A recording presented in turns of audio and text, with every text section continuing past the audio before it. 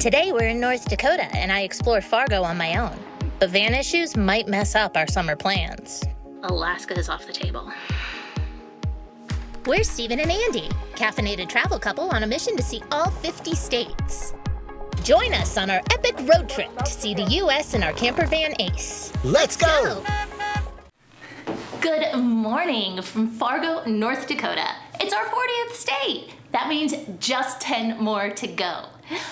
But if you'll indulge me, I need to celebrate a little milestone of my own because the next 10 states that we are going to be vlogging, I've actually already been to already. In fact, I lived in 3 of them, which means I have now been to all 50 states. I would love to spend my time here in Fargo celebrating, but to be honest, it's become pretty stressful. As you can see, it's just me. That's because Steven had to fly to Cancun for a gig, lucky dude. And I was meant to be spending this time here, prepping the van for our trip on the Alcan Highway. We have been planning this summer in Canada and Alaska for so many months now, and we have been so excited to go. Once we leave Fargo, we are cutting through North Dakota and going right into Canada. So this is it for the US until we get to Alaska. So when the van started driving a little bit weird on the way here, but we weren't getting any messages or anything on the dashboard, we weren't too worried. We figured we'd just take her to a mechanic real quick, get it looked at, it'd be easy peasy, right? Except it turns out it might not be. We took Ace to a diesel mechanic as soon as we got into town. Unfortunately, they're not certified to read Sprinter codes, but they did look under the hood for us, and unfortunately, they found something not so good. So what'd he say? Might be a rodent issue. Saw some insulation that had been chewed up. Our stomachs sank the moment we heard that. Not a good sign. Shoot. So that mechanic referred us to the local Mercedes dealership, which honestly we were hoping to avoid. They are the most expensive option, and quite honestly, I'm not convinced they're solving our problems because we put some really expensive parts in last year and we're still getting the same codes coming up when people do read it. So I don't know if they just didn't clear them out or if it's really a completely different problem this whole time and they just never got to the root of it. Anyhow, with that being our option, we went to the Mercedes dealership. Unfortunately, the news there wasn't any better. They don't have any appointments for at least 3 weeks, so she gave me a reference to someone else. So I dropped Steven off at the airport this morning and he is on his way to Mexico. And I dropped the van off at the place that the Mercedes dealership recommended. All right. We're here in Fargo at stop number 3 to try and figure out what's going on with Ace. And it is sounding like this could take days just to diagnose, which means I have to get a hotel or Airbnb here in town because I can't live in a van while it's all taken apart and sitting in a garage.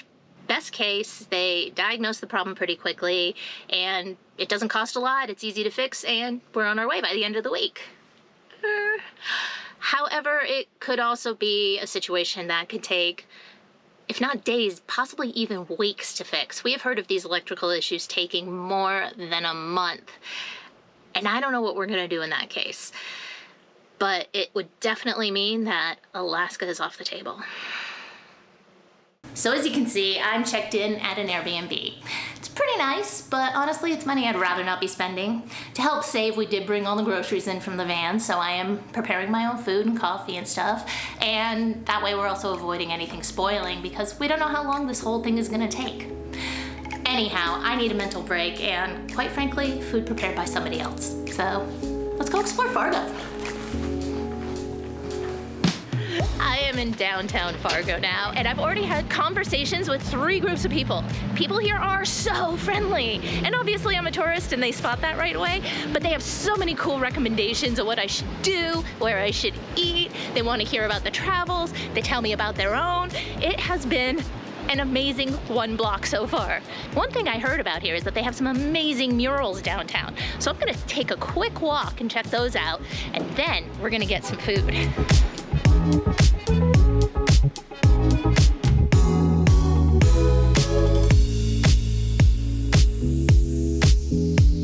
It's a very walkable city, nice and flat, even sidewalks, wide. So it's easy to get around. It feels very safe, and it's really cute.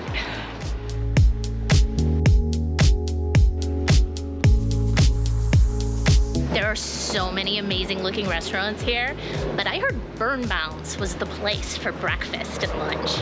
It's not quite lunchtime yet, so how about some brunch?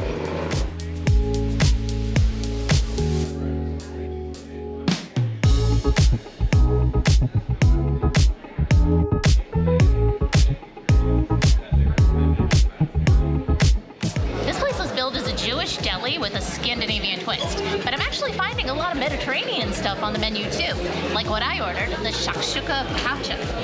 They also give you these awesome little table markers instead of numbers so that they know where to bring your food when it comes out.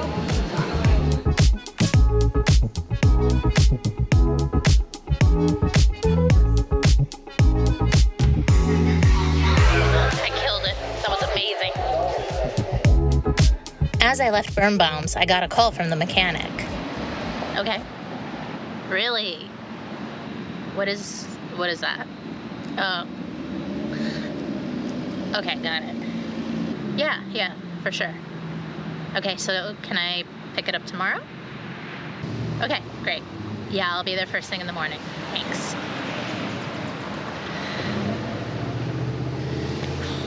Okay, got some news on Ace. We have a diagnosis, and picking her up tomorrow. And you know what? I'll let you all know what's happening with Alaska when I see Steven and tell him. Let's go see more of Fargo.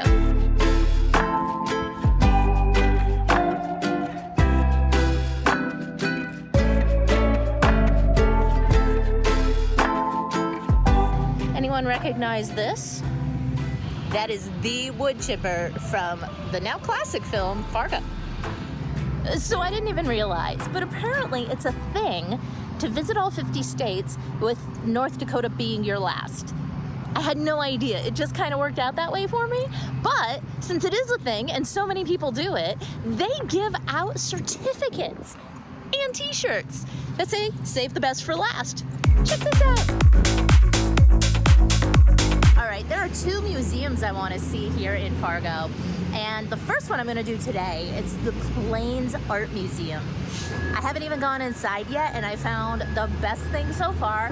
It's free admission for everyone.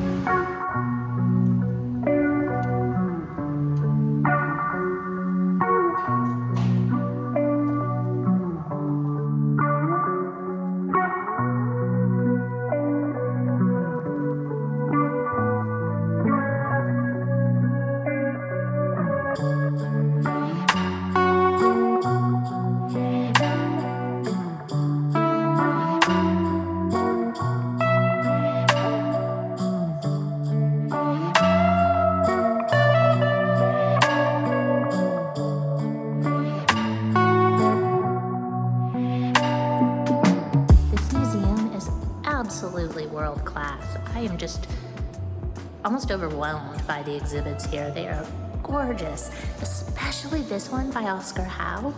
He's an artist I'd never heard of before. He's Sioux, and his work doesn't get shown very often because he uses a very delicate process that uses casein protein. And as a result, these vibrant colors that we're seeing can really easily be degraded by exposure to light. So these paintings actually spend a lot of time in storage just for the sake of protecting them. It feels really special that I got to see them today.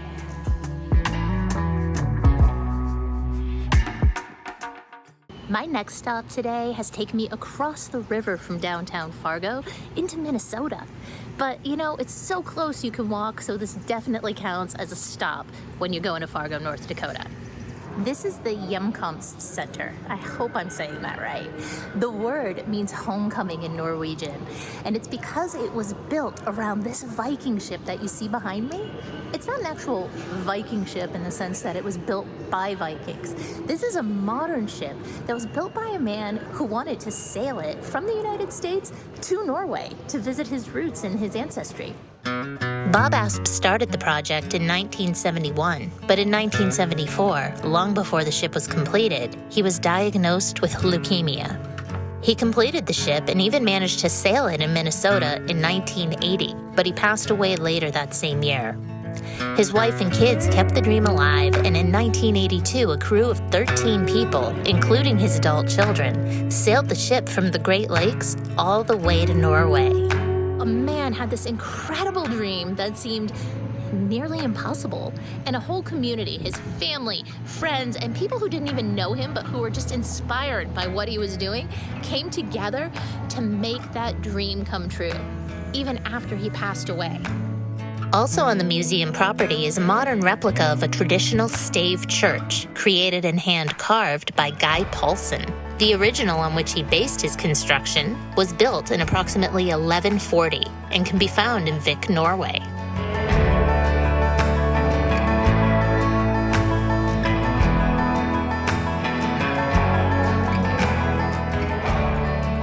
So it costs $12 for an adult to enter this center. And there are some exhibits downstairs as well, but to be honest, they really feel like afterthoughts. So you're really coming here to see that ship and the replica stave church. Now, I don't know about you, but I am starving. I only had one meal so far today, and it is dinner time. I'm headed back to downtown Fargo, and I'm gonna find something yummy to eat.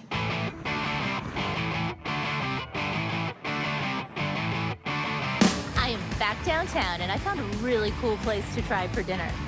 It is down an alleyway, which makes it feel like kind of a neat little secret, or maybe even a speakeasy. This place is called the Boiler Room, and I think I'm gonna get some pretty good Midwestern style food here.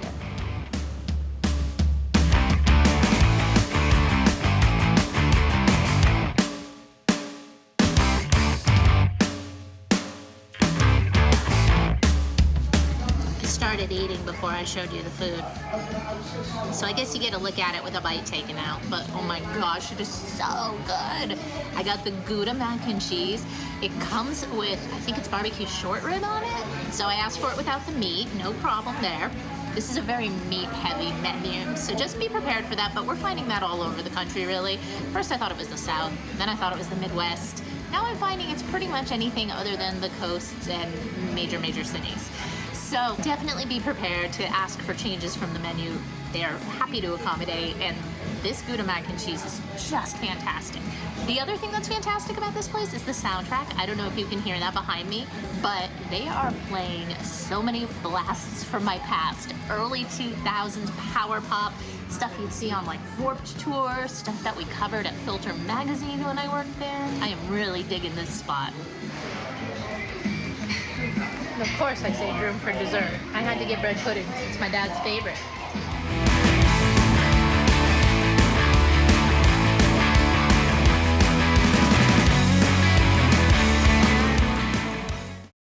All right, I'm back in Ace. I picked her up yesterday morning, and now I'm headed to the airport to pick Steven up. He just got back from Cancun, and I gotta let him know what happened with Ace, fill him in on all the details, and tell him what the plans are now for the summer.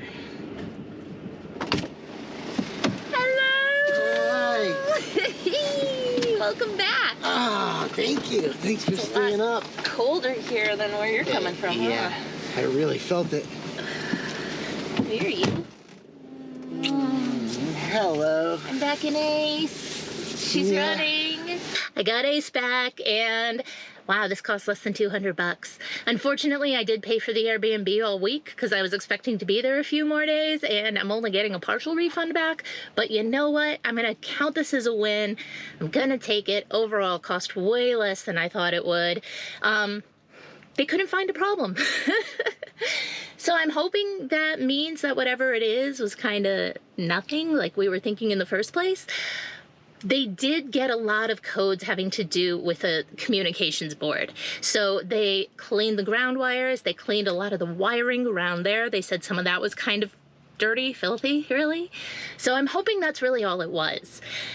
If not, we do have to replace that board probably, and that surprisingly will only cost a few $100s. I was terrified that we would be looking at thousands of dollars in repairs. So I am feeling so much better now, and Are we still going? we're going to Alaska! Yes. Awesome. The trip is still on. So I spent a lot of time yesterday after picking her up and then the rest of the day today getting ready for the trip. There has been a ton of prep to do in a very short amount of time. So we're going to make a video all about prepping for an Alaska road trip. We're taking the Alcan Highway, so we're very excited, especially now that we know it's still happening. Anyhow, that video is coming up, either the next one or maybe two. I haven't quite decided what order we're going to do things in yet, but make sure you subscribe so you don't miss it, especially if you're planning a road trip to Alaska of your own. And in the meantime, thank you so much for watching, and we'll see you next time. See you next time. From Canada.